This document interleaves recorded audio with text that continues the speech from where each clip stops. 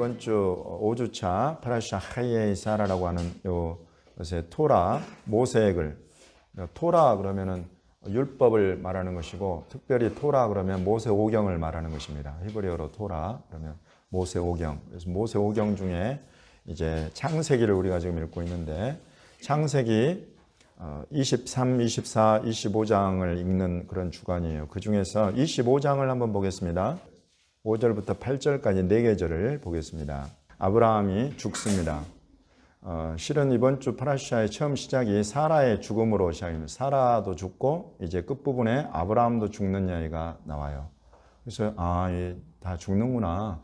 근데 죽기 전에 이 믿음의 조상 아브라함이 하나의 일을 이루는데, 그것이 자기 아들 이삭에게 모든 소유를 넘겨주는 이 내용이 나옵니다. 근데 이삭 말고도 그두라 후처에게서 태어난 서자들한테도 재산을 주어서 그냥 주고 이삭과 함께 행복하게 형제간에 우애 있게 살아라 한 것이 아니라, 재산을 나누어 주고는 자기 아들 이삭을 떠나가라라고 합니다. 떠나보내버립니다. 떠나보내서 동방, 곧 동쪽 땅, 그래서 지금 있는 가령 이스라엘 가나안 땅에서 동쪽, 동방, 이라크, 이란 이런 쪽으로 보내버립니다. 이렇게 정리를 하죠. 이것은 아브라함이 믿음의 바탕에서 한 믿음의 행위입니다. 믿음의 행위로 이런 것들을 했는데, 그 믿음의 행위가 나오게 되기까지는 가령 창세기 24장에서는 여종 하갈의 아들 이스마엘이 이야기가 나옵니다. 이스마엘과 하갈과 사라와 이삭과 갈등이 일어났을 때 사라가 여종과 여종의 자식을 내쫓아라. 내 아들 이삭과 기업을 함께 얻지 못할 것이다 라고 하니까 아브라함이 너무 마음에 고민이 됐어요. 여종의 아들이지만 이스마엘도 내 아들인데 어떻게 내가 이 여종과 이 아들을 내쫓아 보낼 수 있을까 고민하는데, 하나님께서 말씀하시기를 내 안에 사라의 말이 옳다. 그 말대로 해서 여종과 여종의 아들을 내쫓아라. 그래서 내쫓아 버렸어요. 표현도 딱 그래요. 내쫓아 버렸어요. 그런 것에는 하나님께서 장차 이루실 큰 그 구속사의 중요한 의미를 지금 예언적으로 담고 있는 것이죠. 그래서 이때 하나님께서 이렇게 하시는 걸 보고 아브라함이 배웠어요. 이런 배움이 믿음이 됩니다. 하나님이 이삭을 언약의 자손으로 하고 언약의 핵심인 땅, 시복 이것을 다 이삭에게 주기를 원하시는구나. 배웠어요. 그래서 이스마엘을 내쫓아 보냈듯이 지금 이 후처의 아들들도 6명이나 된 아들들을 전부 다 재산을 주어서 보내버려요. 그 땅에는 딱 이삭만 남깁니다. 이삭이 결혼할 때가 되었어요. 이삭이 아내를 구해야 돼요. 이 가나안 족속의 여자들하고는 혼인을 시키면 안 되겠어요. 자기 고향, 자기 족속에게로 보내서 여자를 얻어와서 결혼을 시켜야 되겠는데, 종이 물어봅니다. 만약에 여자가 이 땅으로 오지 않으려고 하면 종의 아들 이삭을 데리고 그 땅으로 갈까요? 그러니까 아브라함이 이야기, 가지 마라. 이 땅을 떠나지 마라.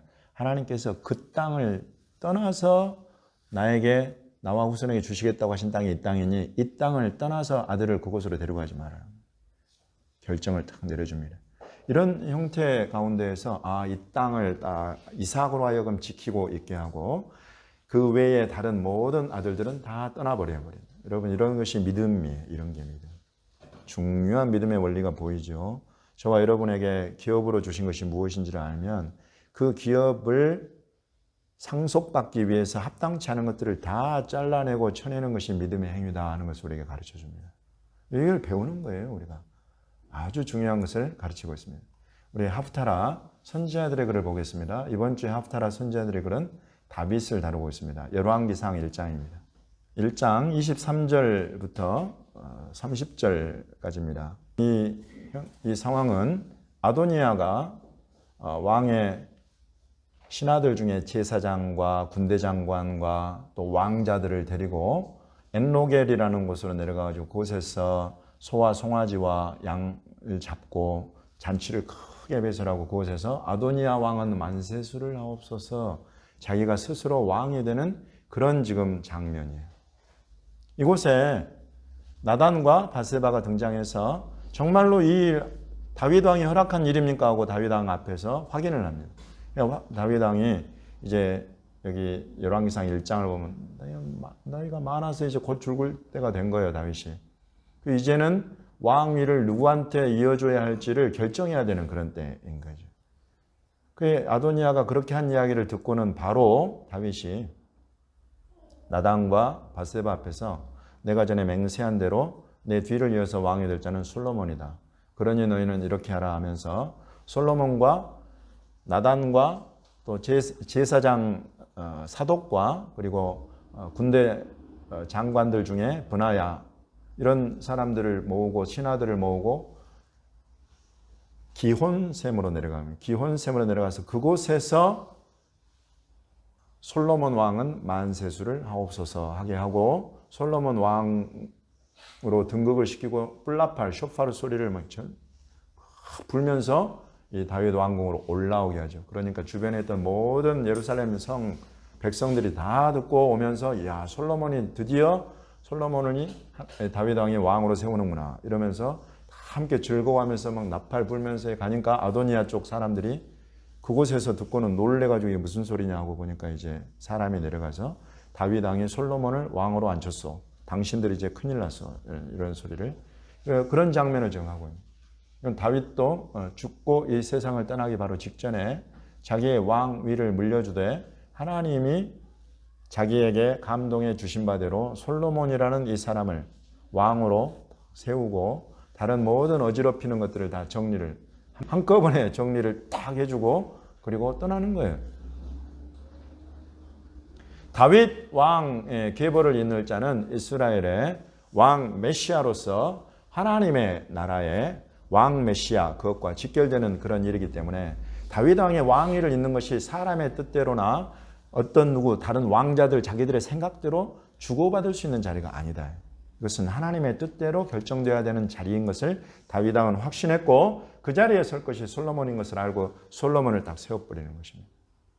여러분 이런 것들이 믿음으로 하나님의 뜻을 알고 그 아는 지식을 바탕으로 해서 그 믿음을 행동으로 옮기는 거예요. 믿음을 가만히 이렇게 놔두고 있으면 그냥 머릿속에만 있고 그것이 행동으로 나타나지 않으면 여러분 이게 수많은 왕자들이 설쳐되는 것입니다. 여러분 삶을 보십시오. 우리가 예수 그리스도 안에서 하나님의 나라를 유업으로 받을 상속자들인데 이걸 상속을 받기를 회방하는 수많은 어지럽히는 것들이 다 있어요. 그거 여러분 가만히 보면 다 내 탓이에요. 내가 끊어야 되고 정리해야 될 것들, 왕자들, 서자들, 여종의 아들들 가만히 내두고 있어요. 가만히 내두고 있으면 어지러워져, 혼란스러워지는 거예요. 하나씩 참으로 예수 그리스도 안에서 내가 이 상속, 이 유업을 받기에 합당한 자인가 그것을 향해 질주해가는 이 경주에서 무엇이 내 발목을 붙잡고 어지럽게 하고 회방하고 있는가 여러분 보시고 하나씩 끊어낼 줄 알아야 됩니다. 정리할 줄 알아야 됩니다. 여러분 이것이 믿음을 바탕으로 한 행위예요. 예수님께로 넘어가 보겠습니다. 누가복음 20장입니다. 8절로부터 18절까지 말씀입니다. 포도원은 무엇을 비유하는 것입니까? 이스라엘입니다. 이스라엘. 이 땅에 하나님이 모든 땅과 민족과 나라들을 지으시고 언어들을 지으셨지만 하나님께서 아시는 나라, 아시는 백성 딱 하나입니다. 이스라엘. 성경이 그렇게 우리에게 말하고 있고 하나님께서 우리에게 그렇게 말씀하고 계세요. 내가 세상의 수많은 나라와 민족 중에 너만 알았다. 이스라엘. 그래서 이 포도원은 이스라엘을 말하는 것입니다. 그래서 이스라엘은 하나님 거예요. 실은 하나님이 왕이세요. 근데 그 이스라엘을 농부들에게 맡겨가지고 거기에서 나는 소출들 가운데 세를 받았다. 비유는 리더십들, 종교, 정치 리더십들한테 이스라엘을 잘 운영하도록 맡기고 합당한 예물과 합당한 세를 하나님이 거두어 들이신다. 그런데 이런 일들을 위해서 종을 보냈더니 하나님을 그 포도원의 주인인 하나님의 뜻을 거역하고 종들을 때리고 능욕하고 그래서 아들을 보냈어요. 아들을 보냈더니 어떻게 해야 돼요? 아들이 왔으니 만약에 지금 이 포도원의 농부들이 아브라함의 자손이요 다윗의 자손이라면 마땅히 세워야 되는 사람을 세울 줄 알아야 된단 말이에요. 이삭을 세우듯이, 솔로몬을 세우듯이 아들이 왔으면 그 아들을 알아보고 아들을 그 왕좌에, 그 포도원의 상좌에 앉히고 이렇게 해야 되는 것이 마땅한데, 지금 이 포도원의 농부들은 아하, 이제 상속자가 왔으니 그 상속자를 잡아 죽이자. 이삭으로 본다면 이스마엘과 서자들이 나서서 이삭 이놈이 상속자니까 잡아 죽이자, 우리가 상속자가 되자 하는 것과 같고, 솔로몬으로 본다면 이 솔로몬을 다윗이 왕으로 세워 그냥 두지 말고 반란을 일으켜서 아도니아와 모든 왕자들이 다 이걸 없애버리고 우리가 왕위를 순환해 가면서 우리가 왕이 되자. 여러분, 이렇게 하는 것과 똑같다. 반역과 반란을 일으켰어 지금 이 농부들이. 어떻게 하겠냐라고 예수님이 물어보니까 와서 그 농부들을 진멸하고 포도원을 다른 사람들에게 줘버릴 것이다, 이렇게 예수님께서 말씀하시니까 사람들이 그렇게는 되면 안 되지 않겠습니까? 그러니까 예수님이 성경의 시편 118편을 인용을 하십니다. 건축자들의 버린 돌이 모퉁이의 머릿돌이 되었다 한 이 말씀은 어떻게 되겠느냐. 이 비유 속에서 예수님은 포도원의 농부들에 의해서 자기가 죽임당할 것을 벌써 말씀하고 계십니다. 나는 다름 아닌 이 포도원의 농부들에 의해서 죽임당하게 될 것이다. 사람들이 베드로처럼 그러면 안 됩니다, 주님. 아니, 주님이 죽으시다니요. 왕 메시아가 죽어서는 안 됩니다. 주님은 그런 소리를 들으시지만은 자기가 지금 무엇하러 이 땅에 오신 줄을 예수님 아시는 거예요. 이 건축자들은 나를 버리게 될 것이지만은 건축자들이 버린 이 돌, 이거 하나님, 우리 아버지가 쓰실 것이다.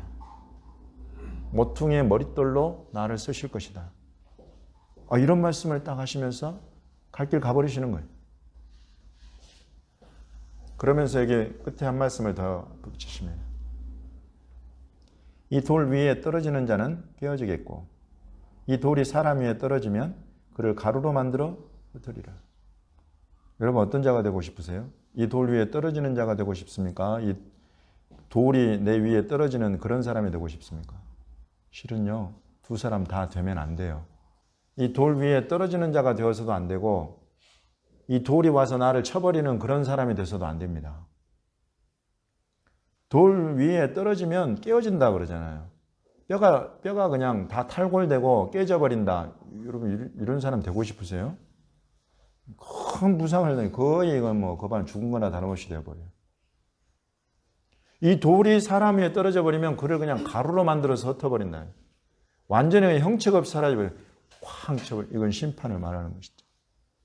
지금 이 앞에 돌 위에 떨어지는 자, 이런 자들은 예수님을 거역하고 지금 왕 되는 것을 거부하고 거절하고 반대하고, 여러분, 이런 자들을 말하는 거예요.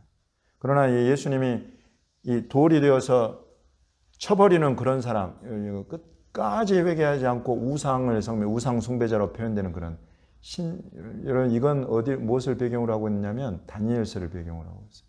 다니엘서에 신상이 하나 나타났어요.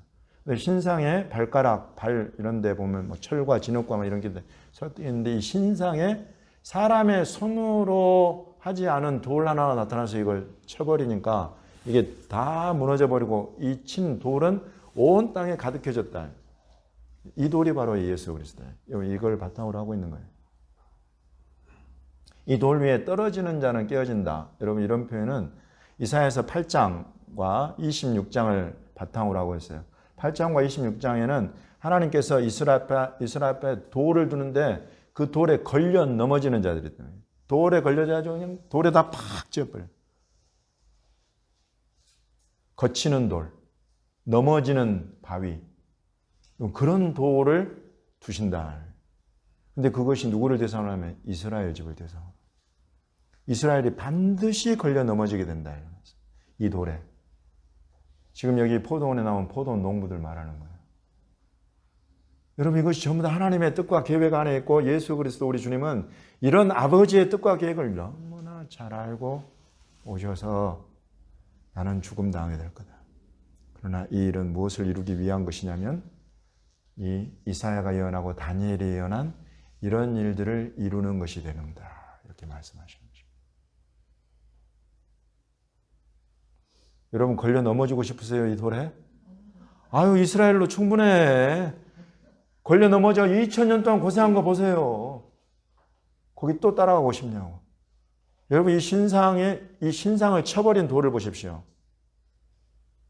그 우상 숭배하던 나라들, 그 당시에 초강대국으로 제국으로 형성한 나라들이 전부 다 무너져가지고 깨뜨려져 버리는 거예요. 이런 나라 가운데 살고 싶으세요? 아니다 말이죠. 저와 여러분은 그러면 이 돌에 대해서 어떻게 해야 되겠습니까? 주님이 참 재밌으셔. 돌 하나로 세상에 이런 놀라운 하나님 나라의 비밀을 풀어가시는 거예요. 저와 여러분들은 돌에 이렇게 떨어지는 자도 되지 말고 이 돌에 와서 쳐버리는 자도 되지 말고 이 돌을 믿는 자가 되라고 하시는 거예요. 이 돌을 믿는 자는 부끄러움을 당하지 아니하리라. 이 돌을 믿는 자는 너무나 놀라고 당황해가지고 어쩔 줄 몰라 하는 그런 사람이 되지 않는다. 여러분 이것이 이사야가 예언하고 사도 바울이 인용한 로마서 9장에 인용한 바로 그 돌이에요. 이 돌을 믿는 자가 되라. 그러면 이 돌의 역할이 무엇인가를 믿으라는 거냐면 건축자들은 버려버린 돌이지만 하나님의 집 성전의 가장 중요한 모퉁이의 머릿돌이다. 여러분 제가 지금 말씀드린 이사야 26장에 기록된 이 말씀을 보면 너무나 값비싼 돌이요 또 시험한 돌이다 이렇게 나와요. 시험을 한 돌이에요. 그래서 그냥 다루고 해도 너무나 단단하고 견고하고 완전한 한 돌 하나를 시온에다가 하나님이 딱 시온 예루살렘 하나님의 집 그 성전의 모퉁이의 머릿돌로 하나님이 딱 세우신다. 바로 이 예수가 사람들은 다 인정하고 버린 그런 돌일지라도 하나님은 시험하셔서 온전하게 만들어서 시험을 통해서 온전하게 되셔서 하나님 나라 하나님의 집에 가장 중요한 모퉁이의 머릿돌로 탁 놓으신 것을 믿는 자들이 되어라는 것입니다. 그리고 이 모퉁이의 머릿돌로부터 믿음 따라서 세워져 가는 하나님의 집이 되어라 라고 말씀하시는 것입니다. 믿으십니까?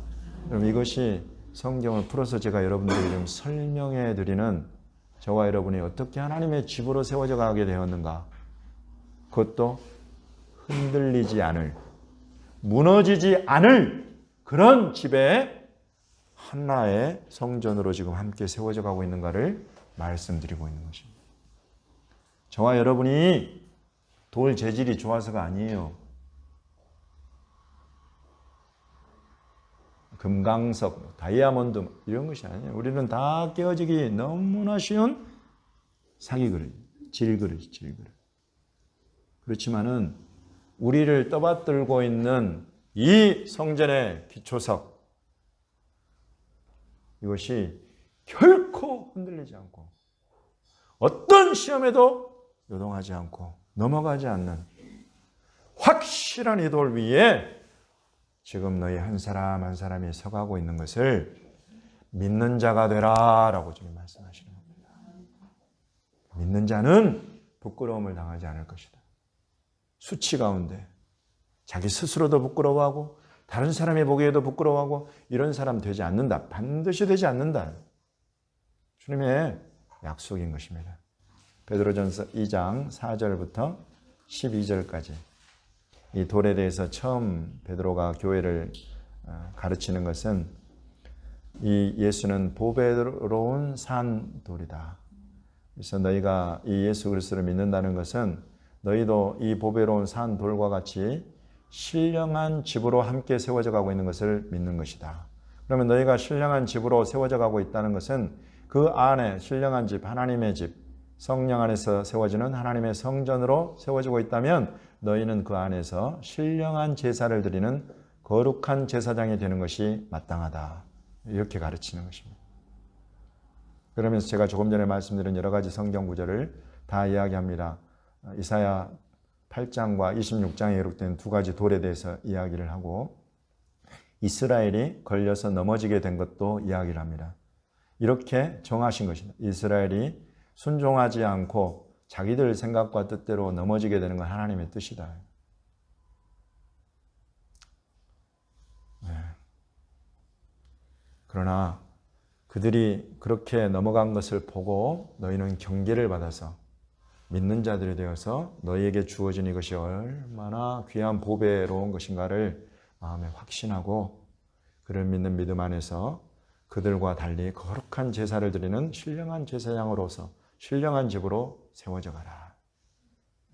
그러면서 그것을 회방하는 것이 이야기 나오는데 그것이 무엇이냐면 거류민과 나그네 같은 너희다. 그래서 영혼을 거슬러 싸우는 육체의 정욕이 있다. 육체의 정욕을 잘 제어해 가라. 신령한 제사를 드리는 것과 딱 대비되어서 나오는 것이 육체의 정욕이에요. 우리의 육신을 입고 살아가는 이것으로 인해서 나오는 여러 가지 정욕과 탐심이 있다. 이것들은 반드시 예수 그리스도를 죽음으로 내모입니다. 이스라엘을 넘어지게 한 것은 그 탐심 때문이에요. 자기들이 이 포도원을 소유로 취해버리겠다 하는 이런 탐심과 욕심이 딱 들어오면 망하는 거예요. 예수 그리스도를 죽여버리는 것입니다. 똑같은 거예요. 저와 여러분도 수시로 예수님을 죽여버릴 수 있어요. 그러나 이와 같은 말씀을 마음에 새기십시오. 예수님이 나를 하나님의 집으로 하나님의 신령한 제사장으로 세워가시려고 바로 이 죽음을 대신 담당하셨다. 이것을 확신하십시오. 또 한 가지, 아까 제가 시험한 돌이라고 한 거, 히브리서 기자가 그것을 푸는데 예수 그리스도는 육체를 입고 오셔서 너와 여러분과 다 똑같은 그런 시험 다 당하셨대요. 주님이 모르는 시험거리 있다고 생각하지 말아요.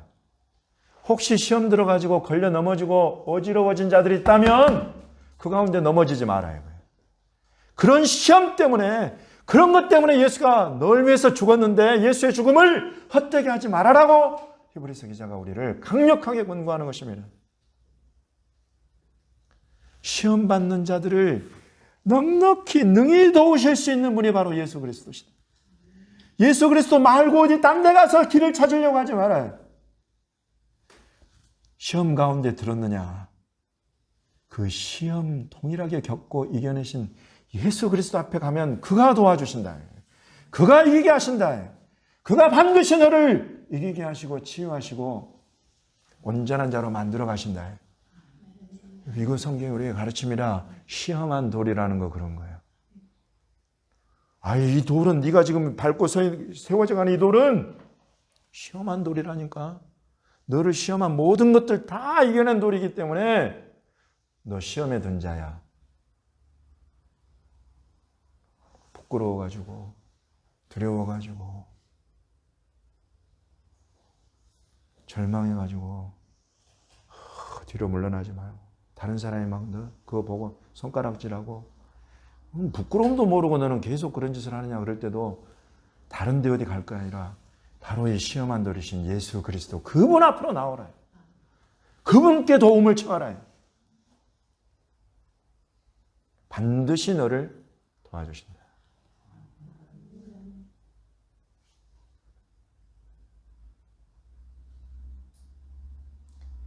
택하신 족속이요 왕 같은 제사장들이요 거룩한 나라요 그의 소유가 된 백성이다.